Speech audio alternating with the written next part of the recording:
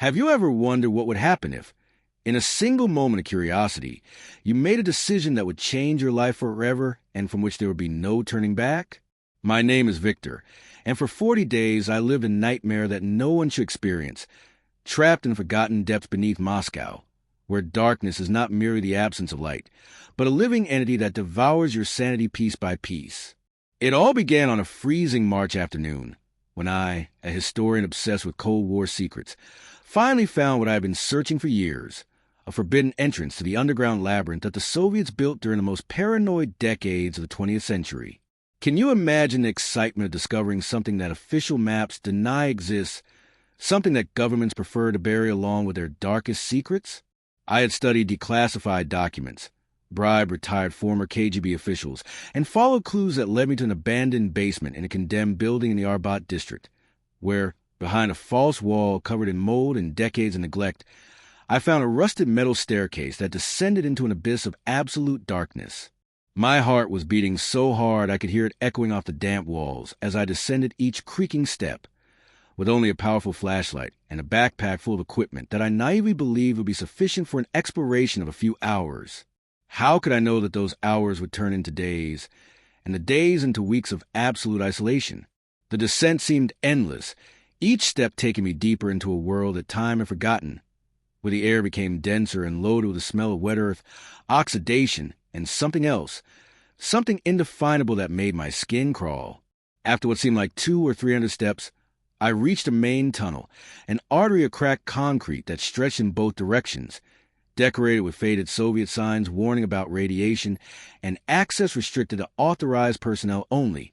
Have you ever felt that sensation of stepping on ground that is both sacred and profane at the same time, where each step seems like a transgression against natural and human laws?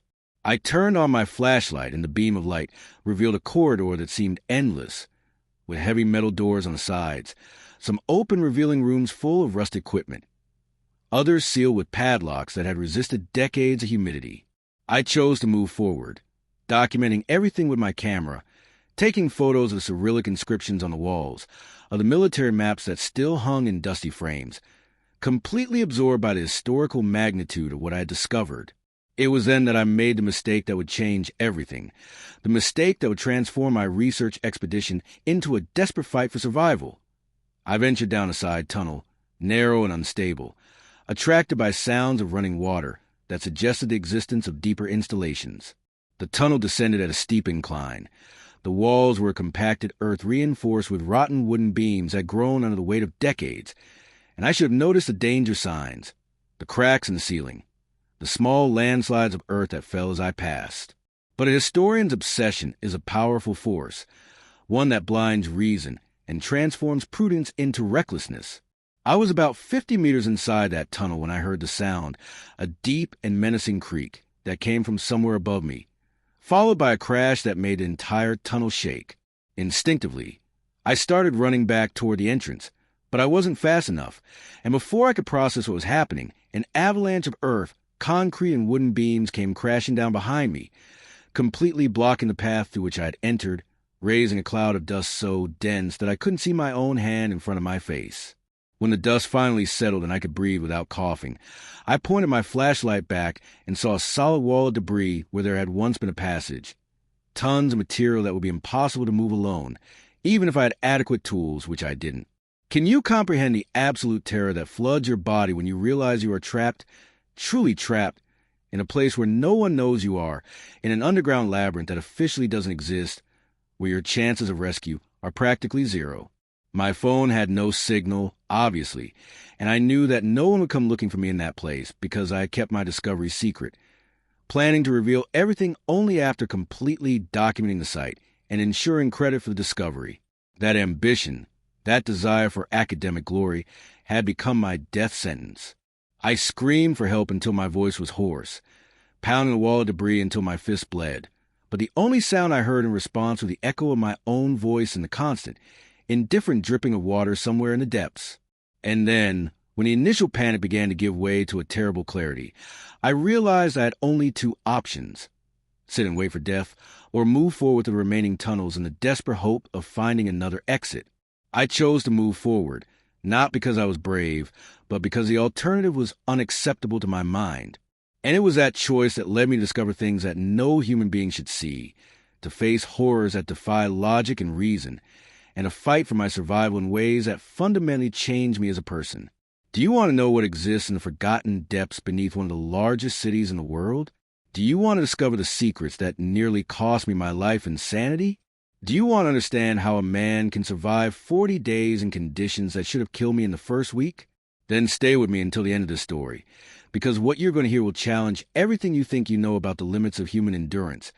And perhaps, just perhaps, you'll understand why I was never the same after emerging from that underground hell.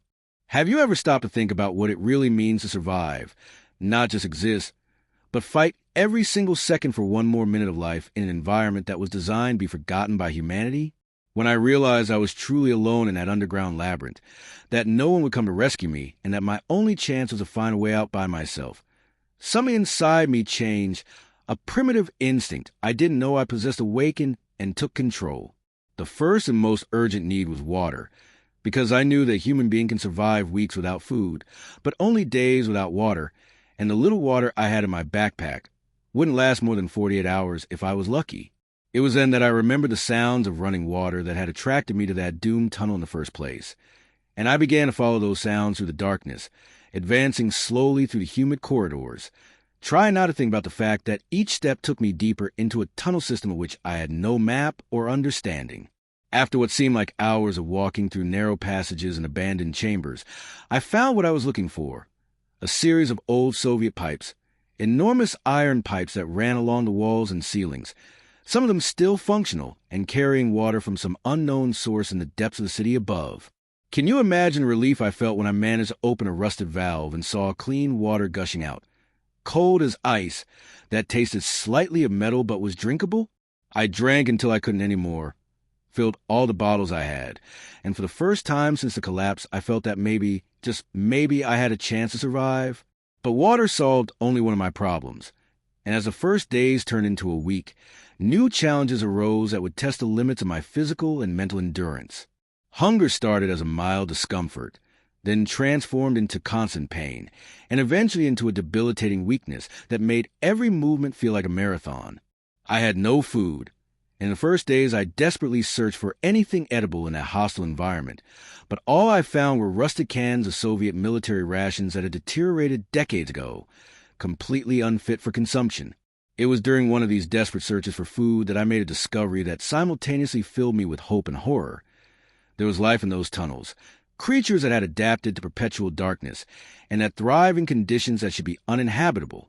I began to notice movements in the shadows, sounds of scratching and squeaking that couldn't be explained by the structure of the tunnels. And when I finally managed to illuminate one of these creatures with my flashlight, I saw something that seemed impossible. Rats, but not ordinary rats. They were enormous, the size of large cats, with translucent white fur and eyes that reflected the light of my flashlight like bright rubies in the darkness. You may judge what I did next. You may find it repugnant or desperate. But when you're dying of hunger and your only option is rat meat or slow death by starvation, the choice becomes surprisingly simple. I built improvised traps using metal wires I found among the rubble, bait made from pieces of leather from my belt, and after several failed attempts, I finally managed to capture one of these animals. Cooking was impossible without fire, and making fire in those tunnels full of potential explosive gases would be suicide, so I had to settle for raw meat, an experience so traumatic that to this day I cannot eat meat without feeling nauseous. But that nauseating meat kept me alive, gave me enough strength to continue exploring, to continue searching for an exit. And it was during these explorations that I found something that would completely change my situation.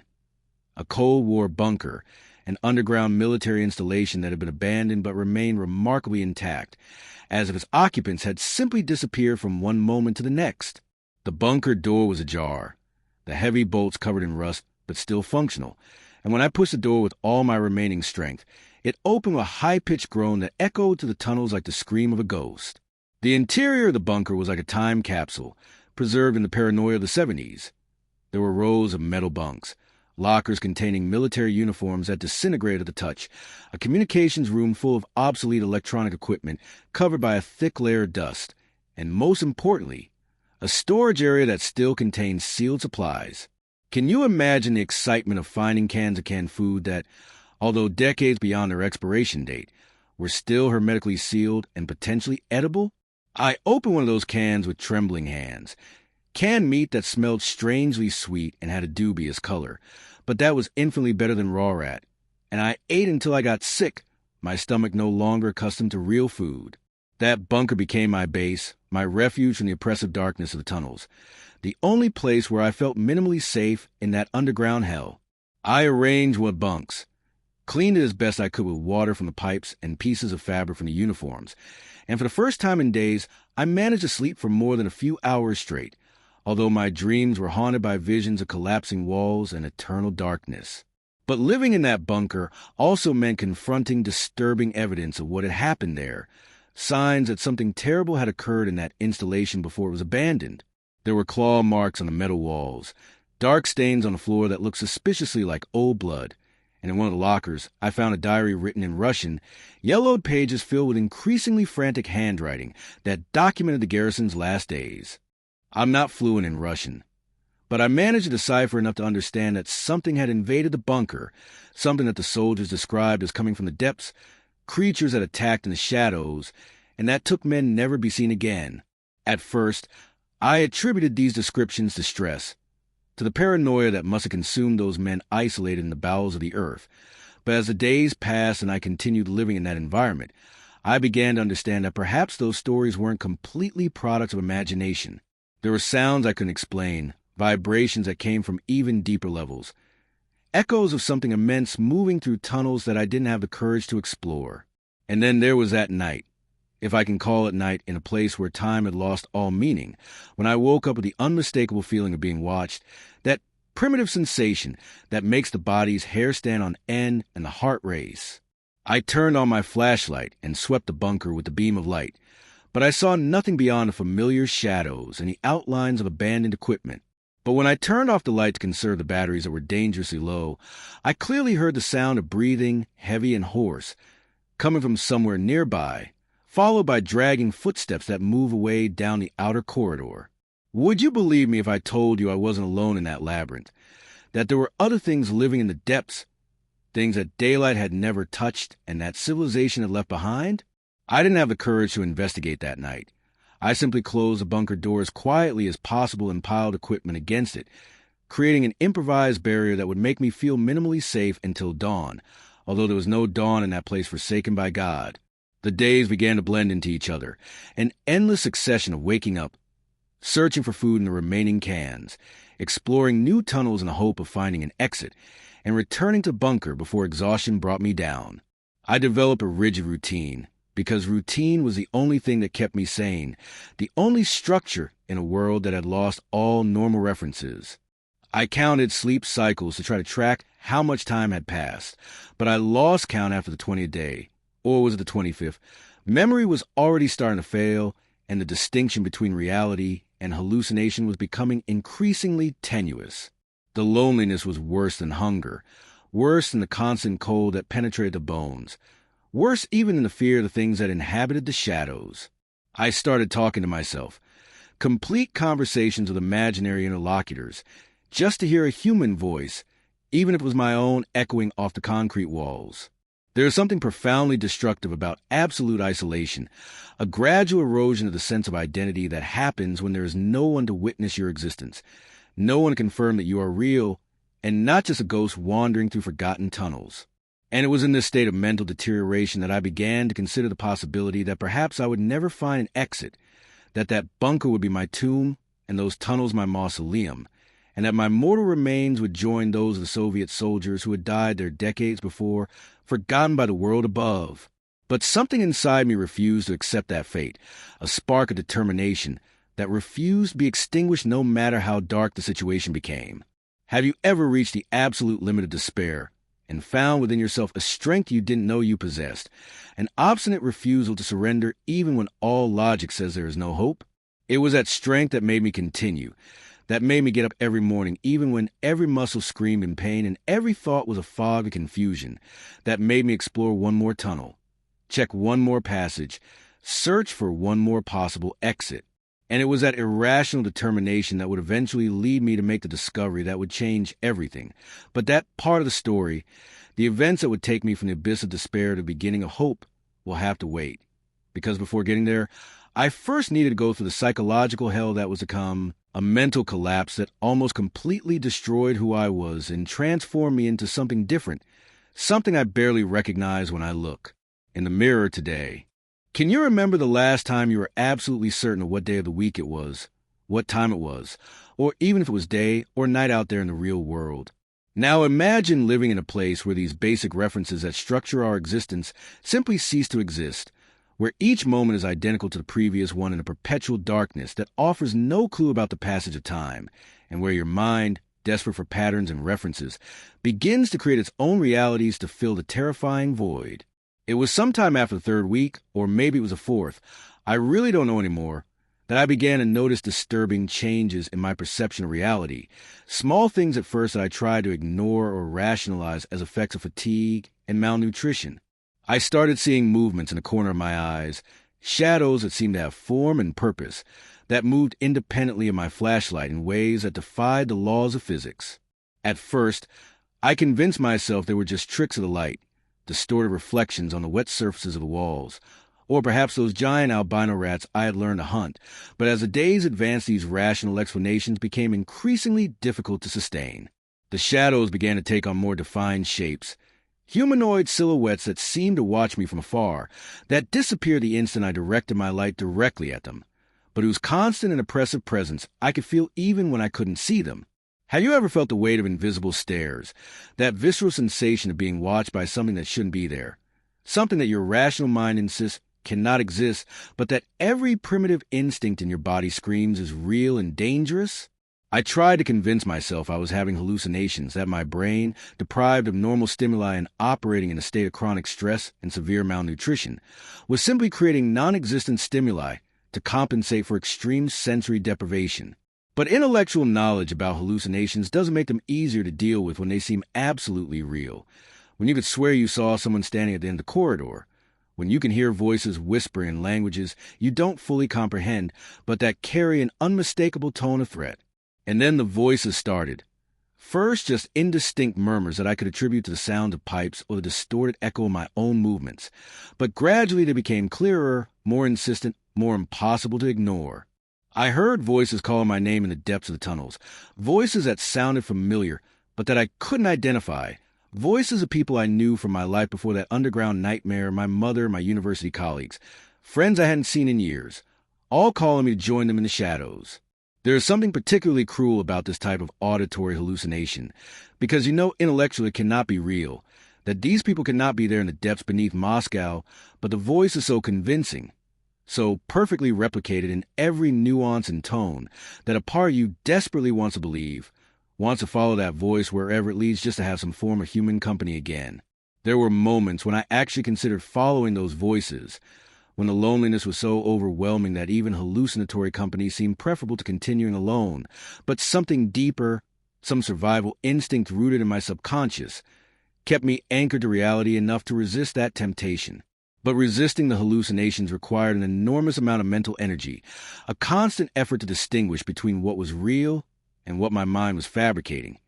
And that effort left me exhausted in ways that the physical work of survival never could. Can you imagine what it's like to constantly question every perception, every sound, every vision, never being certain if what your senses are reporting corresponds to objective reality, or if it's just another fabrication of your deteriorating brain? I developed tests of myself, small rituals to verify reality. If I saw something, I tried to touch it. If I heard something, I tried to identify a physical source. If I thought something had changed in the bunker, I checked marks I had made earlier to confirm. But even these tests began to fail when my hallucinations became more sophisticated, when they began incorporating tactile and physical elements that made them indistinguishable from reality. I remember one particularly disturbing episode when I woke up convinced that I had been rescued, that a team of emergency workers had found me and was leading me out of the tunnels. I could feel their hands on my arms guiding me, could hear their voices giving me instructions, could see the beams of their flashlights illuminating the path ahead. I followed them for what seemed like hours, climbing stairs that I didn't remember existing, passing through sections of tunnel that looked different from anything I had seen before, feeling hope surge through my chest for the first time in weeks. And then, suddenly, I was back in the bunker, lying on my bunk, alone in the darkness, and I realized that the entire rescue had been a hallucination so vivid and complete that I had actually gotten up and walked to the tunnels following phantom guides that didn't exist.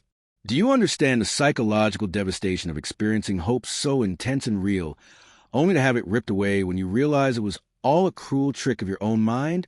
That experience broke something fundamental inside me, shattered my ability to trust my own perceptions in a way that made every subsequent moment a nightmare of uncertainty.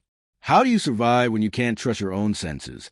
When you don't know if the water you're drinking is real or imagined, if the food you're eating actually exists, or if you're going through the motions of eating nothing at all? I began to lose track not just of time but of my own identity, finding myself unable to remember basic facts about my life before the tunnels, struggling to recall my own address, my phone number, the names of people who had been important to me. It was as if the darkness was erasing me piece by piece, dissolving the person I had been into something formless and undefined. I started having conversations with versions of myself, younger versions, alternate versions, versions that had made different choices and lived different lives. And these conversations felt as real as any I had ever had with actual people. There was a Viktor who had never become a historian, who had followed his father into engineering and lived a safe, predictable life, and he would sit with me in a bunker and tell me about his wife and children, about birthday parties and family vacations, painting pictures of life I had never lived but that felt more real than my own memories. There was another Viktor who had died years ago in a car accident, and he would explain to me that I was actually dead too, that the tunnels were some kind of purgatory or hell, that I was being punished for sins I couldn't remember committing. Are these the thoughts of a sane mind? Or had I already crossed the threshold into madness without even realizing it? The worst part was a moment of clarity, brief windows when the fog would lift and I would see my situation with terrible lucidity, understanding that I was losing my mind, that the isolation and deprivation were destroying my cognitive functions in ways that might be irreversible even if I somehow managed to escape. In those moments, I would try to hold on to reality by reciting facts I knew to be true, mathematical formulas, historical dates, passages from books I had memorized in university. Anything to prove to myself that my mind still functioned, that I was still capable of coherent thought. But those moments of clarity became shorter and less frequent, replaced by longer and longer periods of confusion where I couldn't tell what was memory, what was hallucination, and what was actually happening in the present moment. I began to seriously consider that perhaps die would be preferable to continuing to exist in the state of psychological disintegration, that perhaps it would be better to simply lie down on the bunker floor and let starvation or dehydration take me rather than continue fighting a battle I was clearly losing. Have you ever reached a point where death seems not frightening but almost welcoming, a release from suffering that has become unbearable? I came very close to giving up completely, to surrendering to the darkness in every sense of the word. But something unexpected happened that pulled me back from that edge, something that I still don't fully understand but that gave me a reason to keep fighting. I started hearing a new sound, different from the voices and the phantom footsteps and all the other auditory hallucinations I had experienced. This was a deep, rhythmic rumbling that seemed to come from far above, a sound that had a mechanical quality to it that felt distinctly real and not imagined. At first, I dismissed it as another trick of my deteriorating mind, but the sound persisted, consistent in its rhythm and timing in a way that my hallucinations never were, and slowly, carefully, I began to allow myself to hope that it might be real. Could it be trains? I wondered, could I be hearing the Moscow metro running through tunnels somewhere above me? And if so, could that sound lead me to salvation? The possibility, however remote, gave me something to focus on besides my own psychological collapse. Gave me a goal that was concrete and achievable rather than a vague and increasingly hopeless objective of simply finding any exit. I began to map the sound, moving to the tunnels and noting where it was louder and where it faded, trying to triangulate its source despite my compromised mental state and failing physical condition. This task, this puzzle that required focus and systematic thinking, began to pull me back from the abyss of madness, giving my mind something productive to engage with rather than turning inward on itself in destructive spirals of confusion and despair. But even as I worked on this new mission, I knew that I was racing against time, that my physical and mental resources were nearly depleted, and that if I didn't find a way out soon, there might not be enough of me left to save even if an exit presented itself. The question wasn't just whether I could find a way out of the tunnels, but whether I could do it before I lost myself completely, before Viktor the historian ceased to exist and was replaced by something else, something broken and unrecognizable that wore my face, but had no connection to the person I had been. And that fear, the fear of losing myself even more than the fear of death, became the driving force that would propel me to the final and most dangerous phase of my ordeal, the desperate gamble that would either lead me back to the world of light and life, or claim whatever remained of my sanity and my life in the attempt. Do you know what it's like to cling to a sound, a simple mechanical rhythm, as if it were a lifeline thrown into an ocean of madness, knowing that it might be your last chance at salvation, or just another cruel hallucination designed to torture you with false hope? After I first heard that deep, rhythmic rumbling that I believed might be trains, I became obsessed with it in a way that consumed every waking moment and dominated my dreams when exhaustion finally forced me to sleep. I began mapping the tunnels with methodical precision that surprised me given my deteriorated mental state. Using pieces of chalk, I found the bunker to mark walls with arrows and symbols, creating a navigation system that would allow me to track which passages amplified the sound and which led away from it. The work was slow and exhausting, made more difficult by the fact that my flashlight batteries were nearly dead, forcing me to ration light in ways that meant spending long periods moving through absolute darkness, feeling my way along walls with bleeding fingertips, counting steps to maintain orientation in a world without visual references. Can you imagine the terror of moving through pitch-black tunnels where you know that one wrong turn, one misstep, could send you falling into an unseen chasm, or lead you into a section of tunnel so unstable that your weight alone might trigger a collapse that would bury you alive? But fear, I discovered, becomes almost irrelevant when you've already lost everything else. When you descended so far into despair that physical danger seems trivial compared to the psychological torment of continued existence in that underground hell. The sound led me deeper into the tunnel system, into areas I had avoided before, because they required climbing through partially collapsed sections and crawling through spaces so narrow that I had to exhale completely just to squeeze through, spaces where the walls pressed against my chest and back simultaneously, and where panic attacks threatened to paralyze me in positions from which I might never escape. There were moments during those crawls when I became stuck, wedged so tightly that I could move forward or backward and had to spend minutes or hours. Time had no meaning anymore, slowly working myself free by tiny incremental movements, all while fighting the primal terror of being trapped in a space barely larger than a coffin. And through it all, that sound persisted, growing gradually louder, more distinct, confirming that I was moving in the right direction even as every rational part of my mind screamed at me to turn back, to return to the relative safety of the bunker, rather than risk everything on what might still be a delusion. But I had already made my choice, had already committed to this final desperate gamble.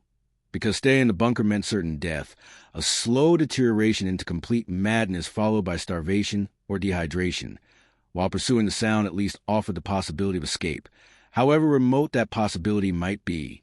It was during one of these expeditions, perhaps the 5th or 6th day of following the sound, though I had long since lost the ability to track time accurately, that I encountered what would become the greatest physical challenge in my entire ordeal, a vertical shaft, a maintenance access or ventilation duct of some kind, that ascended upward into darkness, its walls slick with condensation and covered in a slippery film of algae or mold that made climbing treacherous.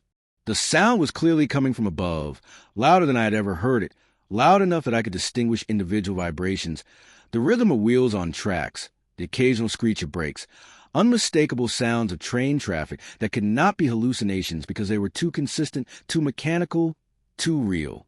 This was my way out. I knew it with a certainty that cut through all the fog of confusion and doubt. This shaft led upward toward the metro tunnels, toward civilization, toward rescue and salvation. But standing at its base and looking up into that dark vertical corridor, I also knew that attempting to climb it in my weakened state was potentially suicidal. The shaft was perhaps 30 or 40 meters tall. I couldn't see the top even with my dying flashlight. Its walls were wet and slippery. There were no handholds except for occasional pipes and cable conduits that might or might not support my weight, and I had no climbing equipment, no rope, no safety measures of any kind. If my grip failed or a pipe pulled free from its mounting, I would plummet to the concrete floor, and the impact would likely kill me, or worse, leave me crippled and unable to move, condemned to die slowly in that shaft with rescue so close above me. But what choice did I have, really? I could return to the bunker and wait for death to come find me, or I could attempt this climb, and at least die trying to escape, die fighting rather than surrendering. Have you ever faced a decision where both options lead almost certainly to death, but one offers at least the dignity of effort, the possibility, however slim, of survival? I chose to climb, not because I was brave. Bravery had long since been exhausted along with every other noble quality I might have once possessed, but because the alternative was simply unacceptable to whatever core stubbornness or survival instinct still remained in my hollowed-out shell of a body. I began the ascent with my last functional flashlight clamped between my teeth, its beam providing barely enough light to see the next handhold, my movements slow and deliberate because I knew that haste would mean death. Every pipe I grasped, I tested first, putting gradual weight on it to see if it would hold, and more than once I felt mountings give way, felt metal shift and groan in ways that sent my heart racing, and forced me to quickly redistribute my weight to other holds before the pipe pulled completely free. My muscles, weakened by weeks of inadequate nutrition and the physical toll of survival, screamed in protest at the exertion, burning with lactic acid buildup that made every movement agony. But I pushed through the pain because stopping meant falling and falling meant death. I climbed for what felt like hours, making agonizingly slow progress up that shaft, and several times I nearly gave up, nearly let go and allowed myself to fall, because the exhaustion was so overwhelming and the pain so intense that death seemed preferable to continuing. But each time I reached that breaking point, I would hear the trains again, closer now, so close that I could feel vibrations in the pipes I was gripping, and that proximity to salvation would give me strength for just a few more meters of climbing. And then, when I was perhaps 3/4 of the way up the shaft, disaster struck in the form I had most feared. The pipe I was gripping with my right hand pulled completely free from the wall, and suddenly I was hanging by just my left hand, and the precarious toeholds my feet had found, my body swinging out over empty space, the pipe clattering down the shaft below me, the sound of its impact on the concrete floor, confirming what would happen to me if I fell.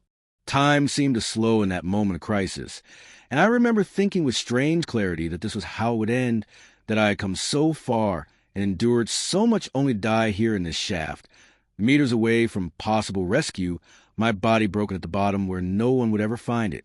But somehow, driven by pure survival instinct that operated beyond conscious thought, my right hand found another hold, a cable conduit that felt more secure than the failed pipe, and I managed to pull myself back against a wall, my heart hammering so hard I thought it might burst, my breath coming in gasping sobs that echoed up and down the shaft.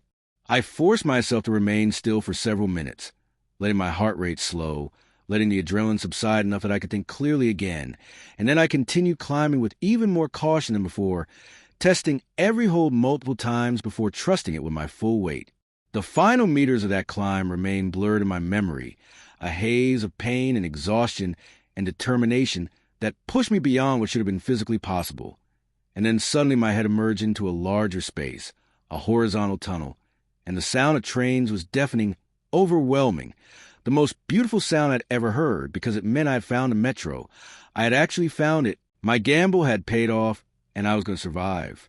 I pulled myself up into that tunnel with the last reserves of strength I possessed, collapsing on the floor and lying there in the darkness, laughing and crying simultaneously, my mind unable to fully process the magnitude of what I had just accomplished.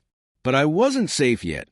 I realized as the initial euphoria faded, I was in a metro service tunnel, adjacent to the active train tunnels, but not directly accessible to the public, and I still needed to find a way to reach a station, to reach people who could help me. I forced my exhausted body to move, following the service tunnel in the direction of what I hoped was the next station, and after what might have been 20 minutes or 2 hours, I truly had no sense of time anymore.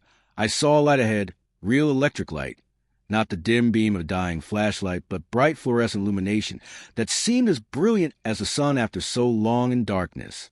I stumbled toward that light like a moth drawn to flame, emerging into a maintenance area of a metro station, and then I heard the most wonderful sound in the world. Human voices, people talking in Russian, workers or station personnel going about their daily routine, completely unaware that a half-dead historian was about to stagger into their world from the darkness. I don't remember clearly what happened next. My memories of the rescue are fragmented and confused. Images of shocked faces, of people rushing toward me, of voices speaking rapidly in Russian that I couldn't understand, of being wrapped in emergency blankets and loaded into an ambulance, of bright lights and questions I couldn't answer, and examinations by doctors who seemed amazed that I was still alive. I learned later that I had emerged in Arbitskaya Station, not far from where I had entered the tunnels 40 days earlier, though I had traveled through kilometers of underground passages in a vast circular route that had brought me back close to my starting point. The workers who found me reported that I was barely recognizable as human, covered in filth and my own waste, my clothes hanging in rags from a skeletal frame that had lost over 20 kilograms, my skin covered in cuts and infections, my eyes wild and unfocused in a way that suggested severe psychological trauma. I spent 3 weeks in a hospital recovering physically, receiving treatment for malnutrition, dehydration, multiple infections, and various injuries I had sustained during my ordeal, but the physical recovery was the easy part compared to the psychological healing that I'm still undergoing even now, months after my rescue. I have nightmares every night, vivid dreams of being back in those tunnels, of the darkness closing in, of voices calling me to return to the depths, and I wake up screaming, disoriented, unable for several minutes to believe that I'm really safe, that I'm really free. I can't tolerate enclosed spaces anymore. Even elevators trigger panic attacks that leave me gasping for air and clawing at the walls. And I find myself constantly checking for exits wherever I am, unable to relax unless I know exactly how I would escape if I needed to. The isolation affected me in ways I'm still discovering. I have difficulty maintaining conversations. My attention wanders, and I find myself retreating into silence for hours at a time, unable or unwilling to engage with the people around me who seem to exist in a different reality from the one I now inhabit. My colleagues at the university welcome me back with concern and curiosity, wanting to hear my story, wanting to understand what I discovered in those tunnels. But how do I explain to them that what I discovered wasn't historical artifacts or forgotten Soviet secrets, but rather the absolute limits of human endurance? The point where sanity breaks and reality becomes negotiable? The authorities sealed the entrance I had used, claiming it was for public safety, but I know they're more concerned about what else might be down there, what other secrets might be hidden in those forgotten depths, and part of me wonders if I should have stayed silent, if revealing my discovery has put something in motion that cannot be stopped. But I survived, that's what matters. I survived 40 days in conditions that should have killed me. I climbed out of that abyss through pure, stubborn refusal to surrender. And even though I'm changed, even though part of me is still down there in the darkness, and always will be, I'm alive, I'm here, I made it back to the world of light and life and people. And if you've stayed with me through this entire story, if you followed me from that initial descent to the collapse, through the desperate struggle for survival in the bunker, through the psychological breakdown that nearly destroyed me, and finally through that impossible climb to freedom, then maybe you understand now what it really means to survive, not just to live, but to fight for every breath, every moment, every small victory against the darkness that wants to consume us all. This is my story. This is what happened beneath Moscow during those 40 days that felt like 40 years. And whether you believe every detail or think some of it was hallucination or embellishment doesn't really matter, because I lived it, I survived it. And I'm here to tell you that human beings are capable of enduring far more than we think possible, that we contain reserves of strength and determination we never know we have until we're tested beyond all reasonable limits. Thank you for listening. Thank you for staying until the end. And I hope you never have to discover your own limits the way I discovered mine in the forgotten darkness beneath one of the world's greatest cities.